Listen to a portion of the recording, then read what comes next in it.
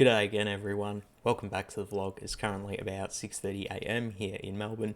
I've just finished up breakfast and I'm getting ready to play another session of 50 cent $1 online 9max cash games.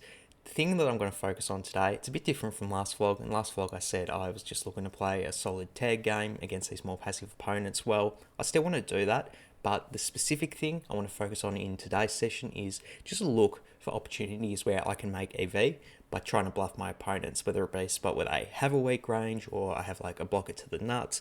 Just trying to find those good spots where I really do think I can put a lot of pressure on my opponents. Overall, still trying to play tag though, so going to hopefully be able to make some EV with a bit more aggression. So I don't want to waste any more time. I'm feeling good, feeling ready to go play some poker, so I'm going to hop into it. Let's go. Welcome back everyone. It is currently 3:30 in the afternoon here in Melbourne, and about an hour ago I wrapped up my second session of poker for the day. I've been trying to record this vlog ever since I finished, but I did notice that my webcam is actually broken. It's not working and I'm not sure why, so I did order a new one, but until that gets here, got to get the rest of this vlog done, so it's going to be audio and screen capture only, which might be an improvement for some people, but if you don't think so, I apologise for the camera breaking. But enough of that, let's get on to these actual hands. As you can see here, I did play a total of 1,533 hands for a grand total of 406 profit, which pretty stoked with. Obviously, not only did I hit my number of hands goal, but booked a nice profit as a result. Did play a total of 8 hands that I thought were particularly interesting, so without any further ado, let's get into them. Okay, first hand we have Jack 10 of hearts in the small blind.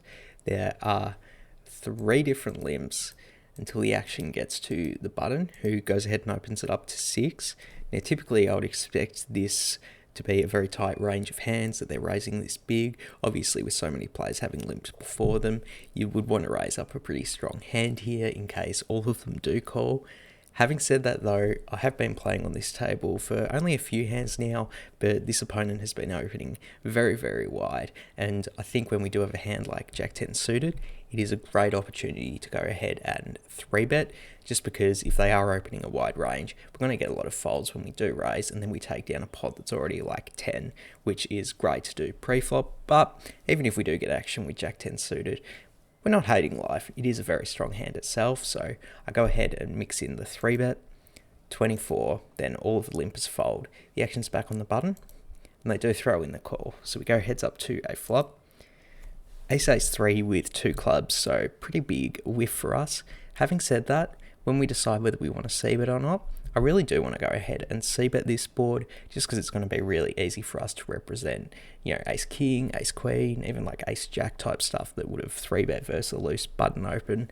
So because we can represent a lot of strong hands on this board, I do expect us to get a lot of folds from pretty much any hand that's not a pocket pair or an ace.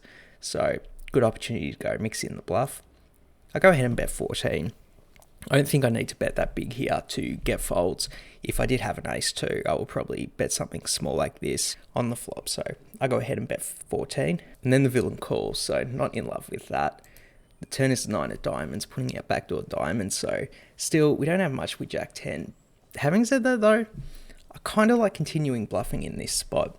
If we did have a hand like a flush draw or backdoor diamonds, those would be better bluffs. But the thing is, I think this is a good spot to mix in even more bluffs than just those natural ones, just because it's going to be so hard for my opponent to call down unless they have an ace, and we block most of the likely aces that they can call down with. Like, I think they might 4-bet ace king and ace queen pre-flop, but they're definitely going to have ace jack and ace 10. And the fact that we have Jack 10, we block that, and we do not have any showdown value with Jack high. And additionally, all of the pocket pairs that are pocket 4s through pocket 8s, probably going to fold to a bet here. I'm representing a lot of strength by continuing to bet. I have all the ace kings and ace queens in my range, so I keep betting at it. 29, don't need to go that big to fold out those range of hands. And then my opponent does fold, so absolutely stoked that I went with the overbluff there and raking that pot with a bit of aggression. Next hand, we have Jack 10 suited in the small blind. Yet again, when the action folds round to me, I have a pretty easy decision to open it up to 4, and then I do get a defend from the big blind. So we're heads up to the flop. Ace 9 8 rainbow, pretty good flop for us. We do have the backdoor flush draw as well as our open ended straight draw. So I go ahead and start semi bluffing. I bet 3, and then the big blind defends. So that's a pretty banger turn. It is the 7 of hearts putting out backdoor hearts, and we turn the nuts with our straight here. Now I think this is the most interesting decision point in the hand, because I could just go ahead, bet my nuts for value, try and get called by an ace, but I don't decide to do that. I decide to check here. And the reason I decide to check here is, yeah, I can, go ahead and bet to try and get value from an ace, but I think if my opponent does have an ace, they're probably just going to go ahead and bet themselves anyway. Like, why wouldn't they? When they go ahead and bet an ace, we can check raise them and try to build the pot that way. Additionally, they do have a bunch of strong 2-pair hands as well. They could have 8-7, 9-7, Ace-7 that obviously they're going to go ahead and bet and then call a raise with. So I go ahead and check it over to them, and it works because they go ahead and bet 5. Good spot to go ahead and continue with my plan here. I check raise it to 20, and then the big blind, they go ahead and 3-bet it to 80. So to be honest, I think the chances we're chopping with villain here are pretty likely. They can have all the Jack 10 offsuit hands in their range, so chances we're chopping here are pretty high, but somewhat possible that they do have like an overplayed set or a nut flush draw type hand. So I think against that range of hands, it makes a lot of sense for us to just go ahead and 4-bet rip it all in here. I make a slight mistake though, and I decide to just call. This is a mistake. I think I'm missing value from potential overplayed sets and nut flush draws that are probably going to call off here anyway. My thinking is the time that I could potentially induce hero folds from those hands, and I'm only going to get called by Jack 10 when we chop. So I think that's a bit of bad logic on my part and probably missing a bit of value by not shoving this straight. Regardless though, we do go heads up to the river. It's the 10 of hearts. Not loving that river. Obviously the flush draw does get in, and if my opponent does have a overplayed set or 2-pair, they're not going to put any more money into the pot. So it's a pretty interesting decision whether we want to lead shove here or just check. Ultimately, I do decide to check. I think it's a pretty close spot, and I'd be interested to hear your opinions on what you would do, whether you'd lead shove or just check. It's a pretty close spot, and I'm not sure. Regardless, so the big blind does check back, and we get to see their hand. It's pocket 8s, so they did have an overplayed set, which I'm pretty happy to see here. A scoop in that big pot against my opponent's set. It could have been bigger though. I don't think they're going to fold pocket 8s if I 4-bet shove the turn, so disappointed the pot's not bigger. Still happy to take it in though. Next hand, I have my second favourite hand in all of poker in the +1 position. I go ahead and raise pocket kings up to 3, and the action gets round to a very tight player in the small blind. They go ahead and 3-bet to 14. Then the big blind folds. The action's back on me, and I think the standard normal play would be to go ahead and 4-bet here. I decide to just call though. Like I said, the small blind had been playing very tight. We've been at this table about an hour now, and I haven't seen them 3-bet at all. So I'm somewhat concerned that their range is so tight that I don't really want to get any more action with kings. I think that thinking is a bit too like nitty and conservative. Their range is tight, but it still has ace king, pocket queens, maybe even jacks, race queen, so I can get value from those hands by 4-betting. So calling, bit of a mistake. I would rather mix in a trap if I had aces. Pocket king's not the one to do it with. Regardless, so I make the mistake and just call. So we go heads up to a flop. That's a banger flop. Ace king 8, we do flop middle set. The small blind goes ahead and checks it over to me, and I think this is a pretty interesting decision, whether we want to bet kings for value here. To be honest, I think if we bet this to flop, the opponent's going to fold a lot. Like, obviously, they're going to fold their queens and their jacks, being a tight opponent on a board this scary. We could bet out to try and get value from ace-king, but I honestly think ace-king is just going to bet off on the turn anyway, and we block it so hard that I think we're just going to get a bunch of folds by betting here. I actually don't see that much reason to bet here, and ultimately, I decide to check, continuing with the trap a bit, but I think this is a good spot for it. The turn's the 9 of spades, and then the opponent goes ahead and bets here.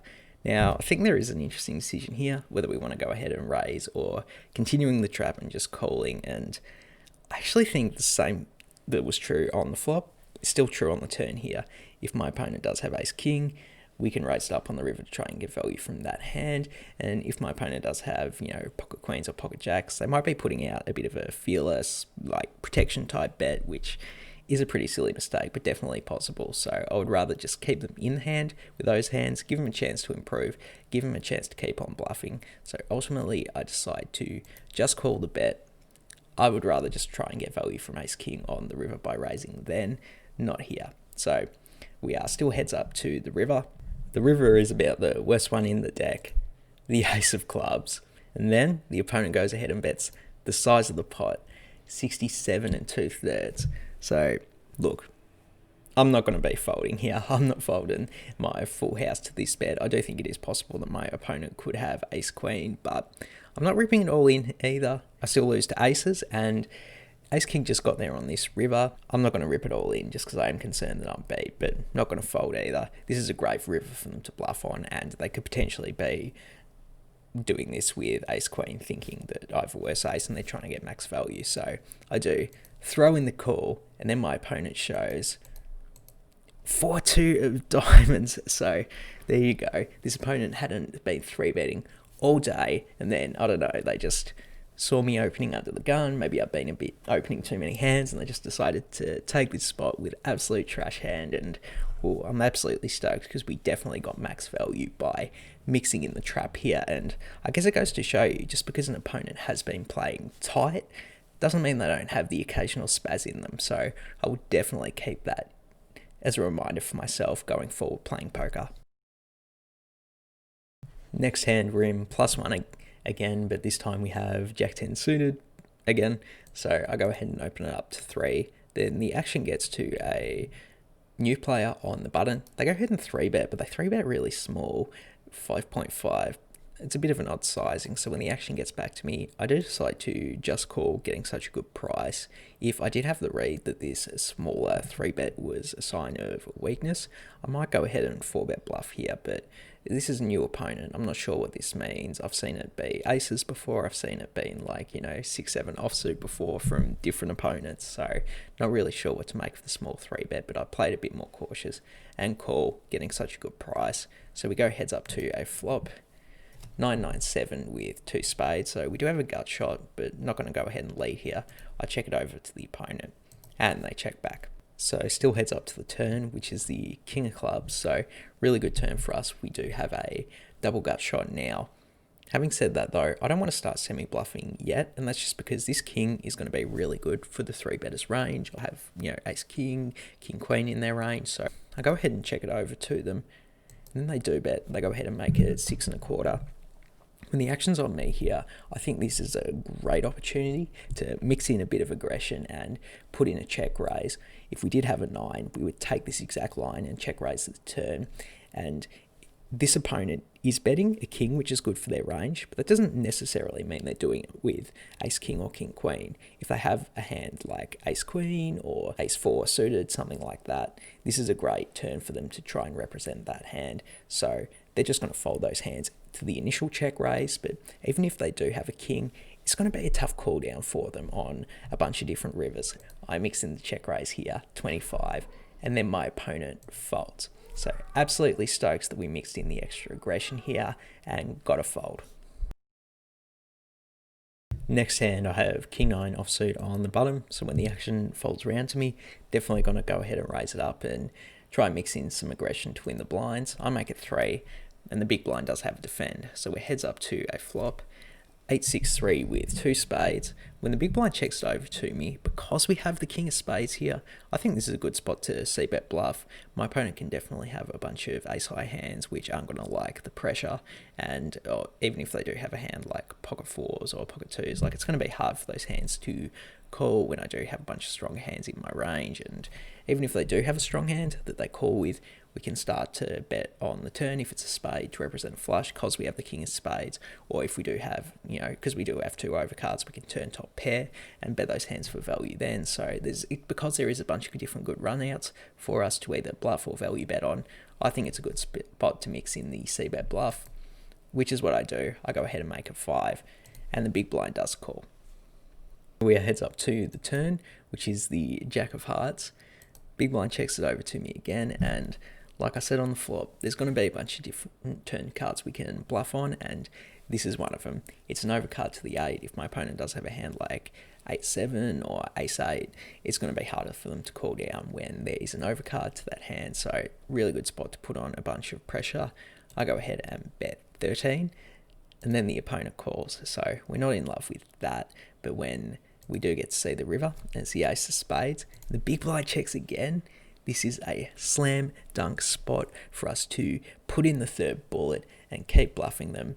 We block the nut flush, but additionally, if my opponent just has a hand like 8-9 that they were planning on calling down with, this is going to be a nightmare river. Not only do they lose to the flush, but we could have been barreling off with an ace-high hand, and it's going to be so hard for them to call. So I do decide to put in the bullet. I make it 28 in the third. I didn't want to go that big just because I do think if we had a flush or an ace, we wouldn't be betting like really, really big because we'd want to get calls right. So I think, this isn't a super small bet, but I think it's like, 2/3 sort of adequately represents an ace or a flush here, since that's what I bet with them. And it's going to be so hard for my opponent to call down unless they do have a 2-pair type hand. So when the action's back on them, they do fold. So pretty good run out for us to continue bluffing on, but absolutely I did put in the third street of aggression because it took down the pot for us. Next hand, I have my favourite hand in all of poker. Pocket aces in the low jack. When +2 opens it up to 3, snap decision to 3-bet, I go make it 9, and then the +2 player calls. So it heads up to a flop, king, jack. The +2 player checks it over to me, and I definitely want to go ahead and bet my pocket aces here. I can get called by flush draws, any jack, and I think if my opponent is going to call any bet with like pocket 2s through pocket 10s, it's going to be on this street where they think I might be c-betting light. So definitely want to get value whilst I can. So I go ahead and make it 6, just giving those hands a bit of a price. Then my opponent calls. So it heads up to the turn, which is the jack of diamonds. +2 checks it over to me. Now I have a pretty interesting decision. I think I have two options. I can either check or just rip it all in, just because like the SPR is about 1 and really any bet is effectively gonna be all in. I decide to check it. I just didn't want to rip it all in here. I think I would induce hero folds if my opponent does have one of those weaker pocket pairs, and to be honest, I am somewhat concerned my opponent could have ace-10 or even a king, right? So bit concerned that I'm behind here, or that I'm just going to induce folds from worse hands. So I do decide to check. Curious to hear your thoughts on that decision in the comments below. But we're off to a river. It's a 6 of clubs. This is a pretty bad river for us. We do lose to flushes now, as well as any kings, and then my opponent goes ahead and bets 21, and I think in this spot, this is kind of gross that on this run out, because we do lose to any king, they could have a flush. I think I still should be calling though. For one, we block flushes with the ace of clubs, and I do think it's somewhat possible that my opponent could be bluffing with one of those worst pocket pairs that they called the flop with, potentially. So I think because of that, I probably should just be throwing in the call. In game though, I thought that this bet size was indicative of strength, like they really want to get called with their flush or their king betting so small. So I did decide to fold in game. I think that plays a bit conservative though. Disappointed with that fold. I think I should be defending my aces there. Next hand, I have ace-jack of spades in +1. I go ahead and open it up to 4. The reason I'm opening to 4 instead of 3, which is my typical open size, is because we have a poster in the cutoff here, and I want to give them a worse price to call in position on us. So I open it up to 4.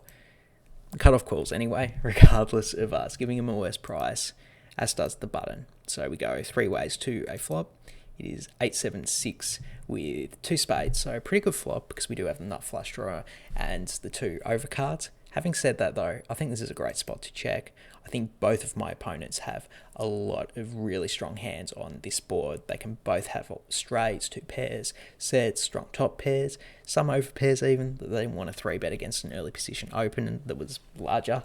So very concerned that I am not going to really realise much fold equity at all by betting out my nut flush draw here. So I'd rather check it and see what the opponents do. and the cutoff checks it. Then the button goes ahead and bets 9. The action's back on me here, and I really think the best play is to just go ahead and call here, which is what I do. Like I said, this button can easily have a straight or 2 pair or a set, and even if they are semi-bluffing with like a worse flush draw, I'd rather just call and let them value own themselves if the flush does get in. So I think the best play here is for sure to call. Would rather check raise on a different board texture. This one's too good for both the cutoff and the button's range. So I throw in the call and the cutoff folds. So we're heads up to a turn. 7 of clubs, not the best turn card in the world. We are drawing dead to some full houses now. I go ahead and check it over to the button. And they keep betting at it. They go ahead and make it 21. The action's back on me here. I think this is a pretty interesting decision, whether we want to continue with our nut flush draw or just fold.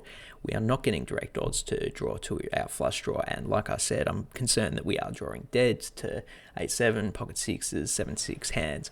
So I think there is a lot of merit to just going ahead and folding here. In game, I decide to call. There is merit to calling. Our opponent can definitely have a worse flush draw, and we do have a bit of showdown value with our ace high, particularly against those hands.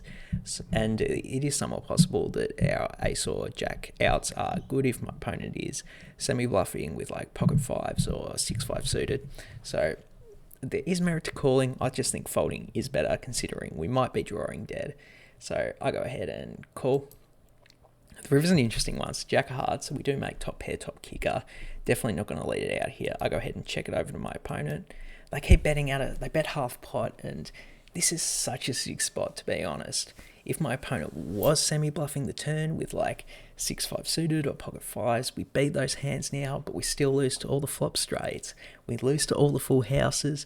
I don't think it's very likely my opponent does have a 7, but if they were like betting, pocket 9s or pocket 10s for value, like they're not going to do that on this river, right? Because they're concerned I have a jack. So I just think, considering all the hands in their range, we lose to the most of them, and I don't want to pay them off. So I do decide to fold my ace jack there. Curious to hear what your thoughts on the hand are, particularly the river decision. Do you like calling there, or do you do what I do and fold? Curious to hear your thoughts in the comments. Last interesting hand from the session before we wrap things up. The action gets to a tight aggressive hijack. They go ahead and open it up to 3. Then I'm in the big blind with ace-6 of clubs, and I think I have a pretty easy decision to defend my big blind with a hand this strong. So we go heads up to a flop, king 7-7 rainbow. We do have the backdoor nut flush draw, so when the opponent goes ahead and c-bets 2.5, I think we have a pretty easy decision to call here. Not only do we have the backdoor nut flush draw, but there's a very decent chance ace high is ahead. When my opponent uses this smaller bet size, they could just be doing a range bet, which is going to include a bunch of hands like jack 10, queen 10, just all those Broadway type hands, and some suited connectors as well that we're ahead of. So I do decide to call here. We see a turn, which is the 8 of hearts. I go ahead and check it over to the opponent again, and they keep betting at it. They go ahead and bet 7.5. The action's back on me, and I think right now I'm less confident that my ace is ahead. Obviously, my opponent can have ace king, king queen, king jack that they're just betting off for value. The thing is, though, this is a tight aggressive opponent, and if I go ahead and check raise them here, it's going to very credibly represent that I have a 7. I'm going to have more 7s than them, having defended out the big blind. A7, I'm going to have probably like 7-6 offsuit, being that I've got a price to call in the big blind. So I think I can put a lot of pressure on their range, which overall is going to be a bit weaker than my range on this board. So I do mix in the check raise. I go ahead and make it 30. The action's on the opponent, and they go ahead and fold. So absolutely stoked there. We were able to take notice of what this board texture's like, who has more of the stronger hands, and also my opponent's tendency is to play a bit tighter, more conservative. And I think this is a great spot to key in, pay attention, use some aggression to win a pot when otherwise I wouldn't have. And overall in this session, it's something I think I did really well. We'll get more onto it in the gameplay grade, but I'm absolutely stoked with this hand in particular. So that's it. Those were the most interesting hands I played over the course of this session. And in terms of my gameplay grade from the session, I'm going to give myself an A. And in this instance, I think the A stands for aggression. I felt like the reason I did have such good results today is because of my red line, I felt like I used aggression very well, and it's because I was keyed in and looking for specific instances where I thought it'd be good to bluff my opponent because, like with the king 9 hand, because I had a blocker to the nuts, or like with the a6 hand, I just thought my opponent was playing a bit tighter. So it was just looking for those key spots where I really thought I could make EV by folding, and I'm very happy with how I was able to capitalize on it. The only reason I'm not going to an A+ for today's session is because of those mistakes I made. Most of them just playing a bit too tight. I think I should have been defending that pocket aces to that river bet there, and probably should have just been 4-betting my kings pre-flop. I think that's just a bit of a nitty mentality, which is definitely, yeah, I'm not quite at 100% A+ level, but I was still overall very stoked with how I played, and I think if I played like this every single session, I will be a very, very successful poker player going forward. So stoked with the session, and definitely deserve the A. That's going to wrap it up for today. Thank you so much for watching as always. If you haven't already, please subscribe, leave a comment. What did you think about my play during the sessions? How have you played the hand histories different? Always love interacting with everyone who watches these videos. I feel like I even learn a lot just conversing with you guys in the comments section. So hop in the comments. Also, leave a thumbs up on the video. That helps the channel grow as well. But for now, I'm out of here. Peace.